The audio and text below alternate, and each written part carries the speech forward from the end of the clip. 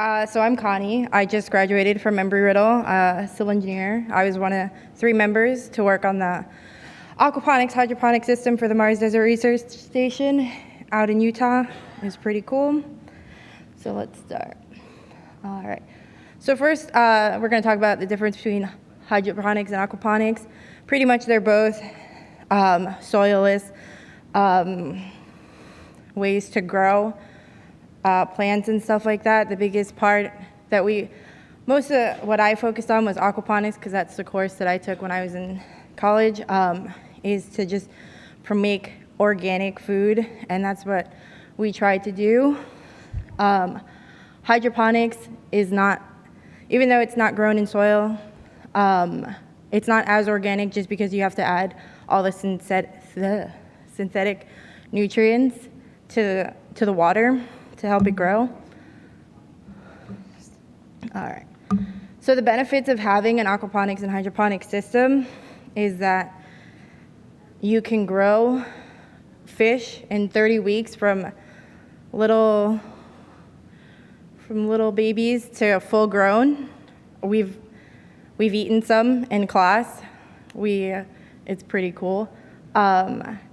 The vegetables that we've grown, we start them as little seeds, and we put them in the little grow pods, and we watch them grow throughout the semester. Right now, we have a whole thing of kale growing. I think right now, the current class is trying to grow moringa from seedlings, so that's what we focused on.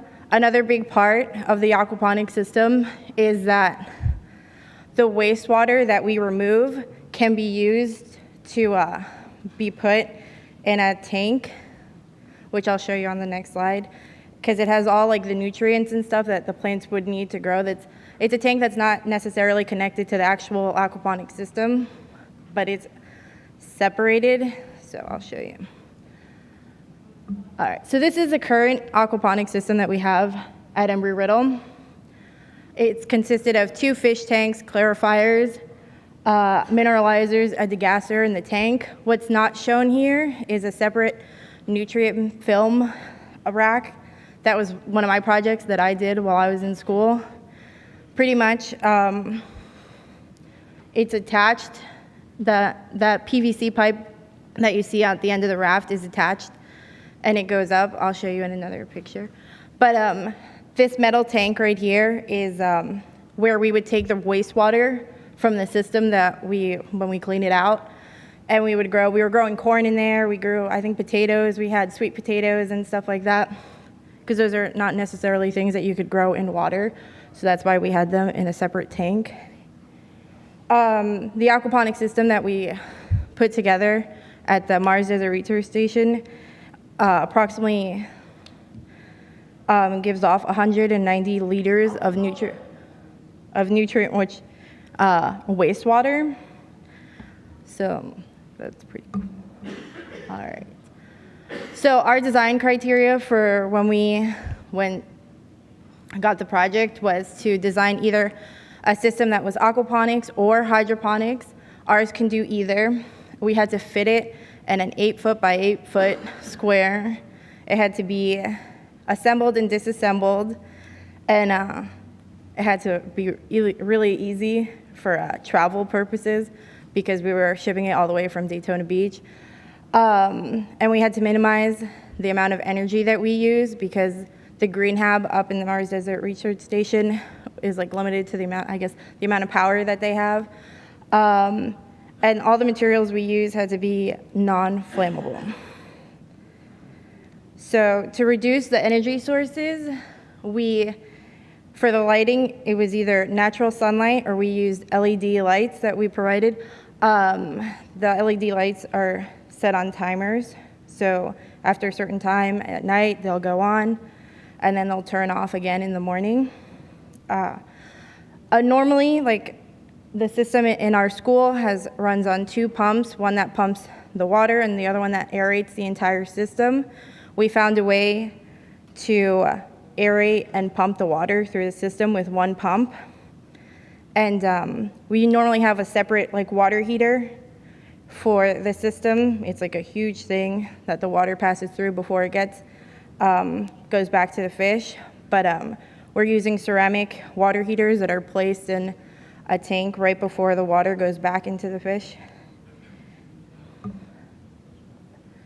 All right.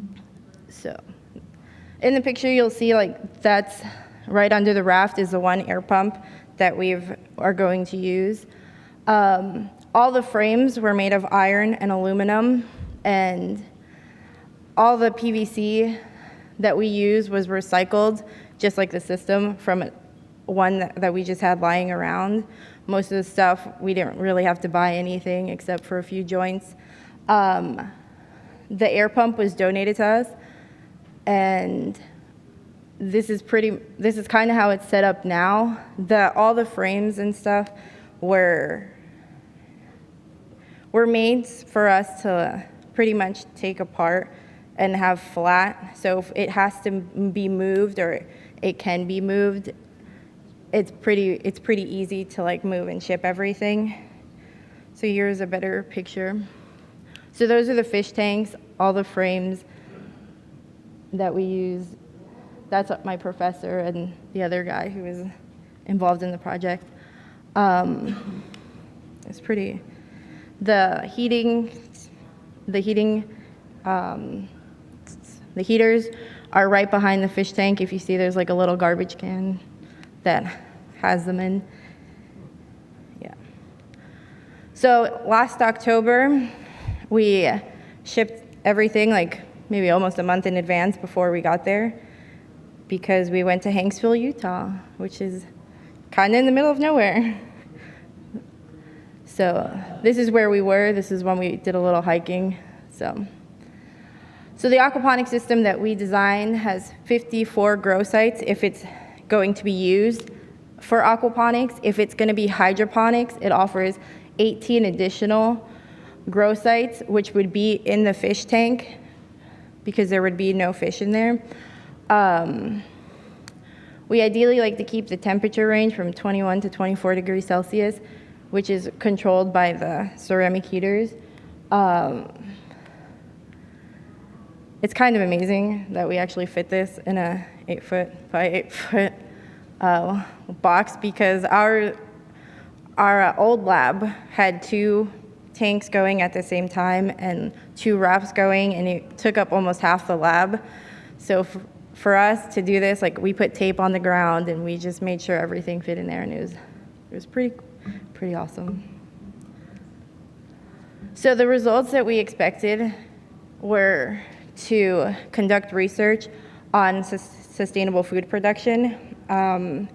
We provided the leader, the commander, the leader at the MDRS with a manual, because the goal was to teach crews how to grow their own food. And we also made it so that they wouldn't be able to call us or just pick up a phone and say, hey, how do we do this? No, we provided them with a manual as to how to run the system, what the pH for the system has to be, what they have to do to if something goes off balance. If they do have any questions, it would be as if they were in Mars. They're to maybe email or Skype us, and that's how we would answer any questions that they would have. We also assembled the system for future expansion if they wanted to expand it, which was my project that I did for when I was in class, which was kind of crazy, a little difficult. So this is called the nutrient film technique. It pretty much is attached to the main system through the PVC. The water is then brought into, does this work? It's brought into a garbage can, which then lifts up the water all the way to the top of the rack, and pretty much the water circulates down and goes through all the pipes and then goes back into the raft that you see, and then that water is then recirculated back into the system. The aquaponics system that's been provided at the MDRS station approximately requires 350 liters of water, which When we went there, they still did not have power or water to help us do a leak test or to do any tests before we left. But I'm pretty sure as soon as that happens, one of us or maybe all of us will probably go back out there and fix out any kinks that it may have. So right now, this is what's growing at Embry-Riddle. It's kale. It's a whole wall of kale. All right. And so this project wouldn't have been able to have been done without the support from our school, especially Dr. Merkel, who provided us with all the information, the materials. He's a big supporter of the Modern Society, I do know that. St. Augustine Children's Museum, and the donors, and so yeah. Any questions? Thank you.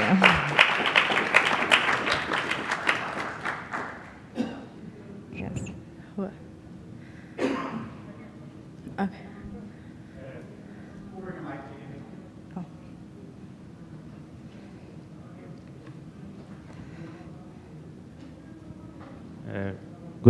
Good afternoon. Congratulations. Thank you. This system was tested in the MDRS. Yes. And how is the water supply? That is a kind of they take the water to the station. How? So from what I have understood when we went there is that they have a tank that goes to them every now and then, a water tank that they use because they also have to use the bathroom and stuff like that. So once the green hab was going to have electricity, and at some point they'll order the water at that point to put into the system. Because maybe some part of this water would be recycled in some system, but do you reuse the water in some kind of treatment, like do you use the gray water of the common use to use in this plant or no? The sewer water. It has to be water. like clean water, just because you can't have anything. When we put water into the system, we have to make sure that it has no additional chemicals, make sure that there is no chlorine in the water, because that will throw off and mess up the system completely. So we have to make sure that the water is super clean and that nothing is in it that can harm the plants and the fish in the system. Okay, thank you. You're welcome.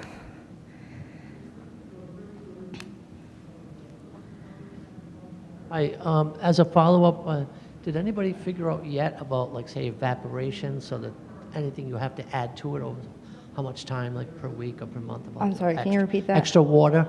Extra water? Yeah, because of evaporation or recycling? It does. Every now and then. It lasts for a really long time. I know that when we add water to our system, I think maybe he does it once a week or so, but you can go a little longer. I know that at school, the level of the water affects how much water flows through the rack that's on the side. So once that starts to go down, there's less water that goes in.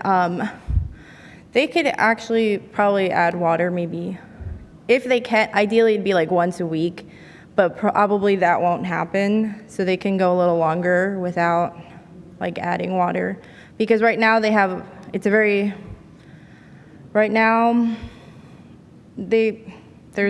nothing in it right now, but if they wanted to use it, they could maybe go a little, maybe 2 weeks, 3 weeks at most, without having to add water, which wouldn't really affect the system that much.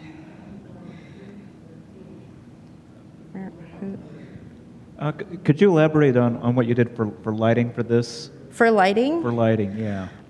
We provided them, they're going to use LED lights, if not natural sunlight. Right now, the green hab has a white plastic tarp over it, but they would be using LED lights that would be hanging down from the top of the green hab.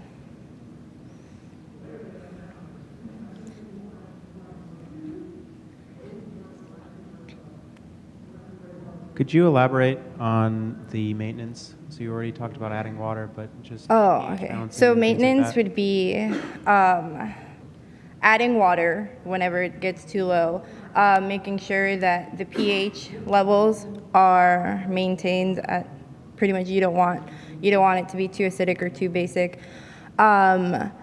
You'd have to kind of like maintain all the plants, rotate them out if they're not looking too hot. The fish, once they're full grown, you could take them out, you can eat them. We have eaten fish in class. He just throws it in the microwave and is like, hey, here's some fish.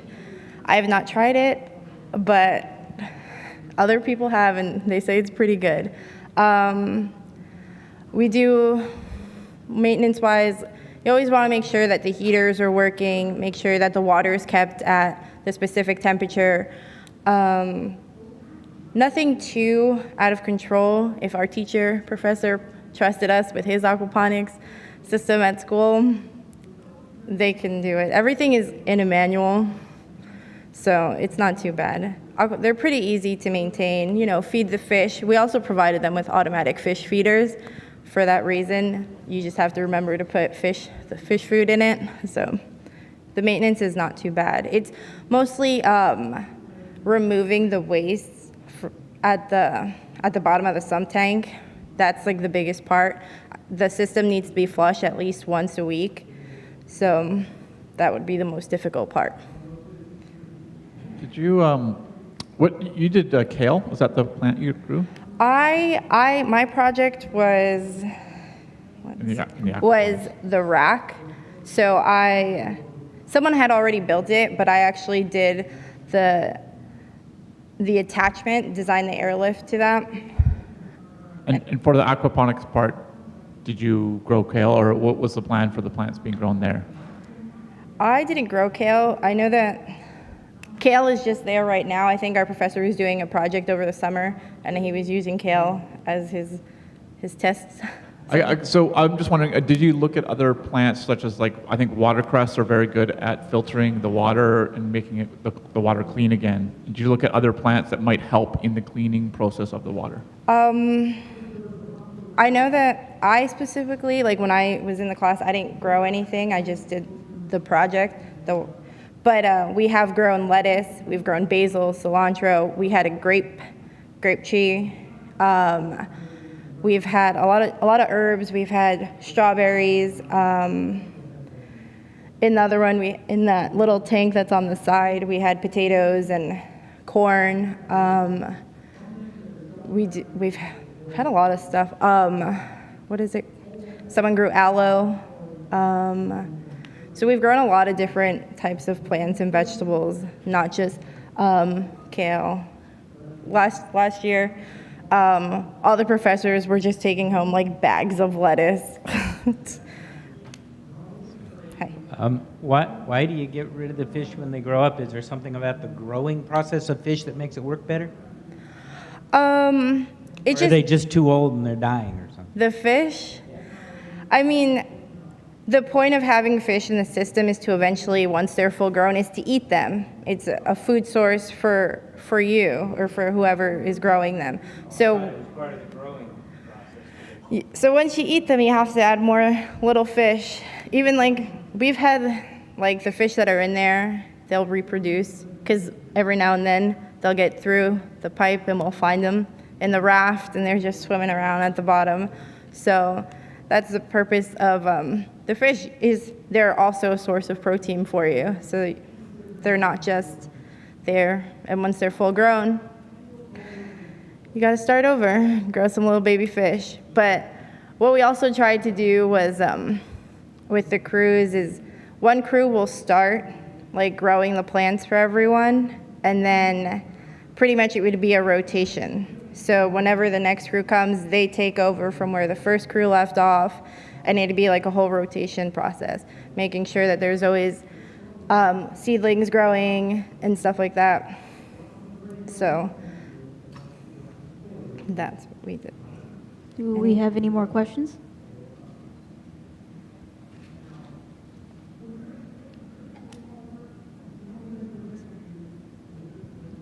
What's the fish species that you grow? I missed that part. We've mostly used tilapia. That's what we've had in our system at school. Last year we also had koi, but they didn't do as well. So normally we use tilapia. I see. Have you considered tissue cultures?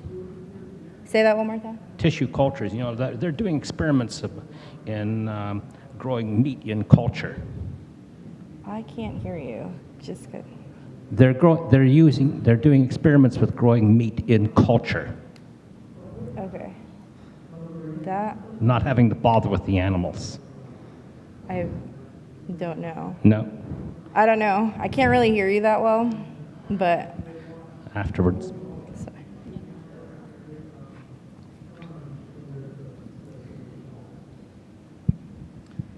If I remember correctly, tilapia is a vegetarian fish. So you're using commercial fish food to feed them, and just as a corollary, have you tried growing food for the fish within the farm to sort of keep it sort of closed or semi-closed as you would on a Mars base? I know from what I know, based on what we've done at school, is we've always just given them fish food. Last week before I left, I was in there, and our professor had taken some of the kale that we grew and put in the fish tank. I don't know if they actually ate it because it was still kind of floating in there, but maybe they did. So, any other? Okay, I think that's all the questions we have. All right. Thank you, Connie. Sorry. I might talk too fast.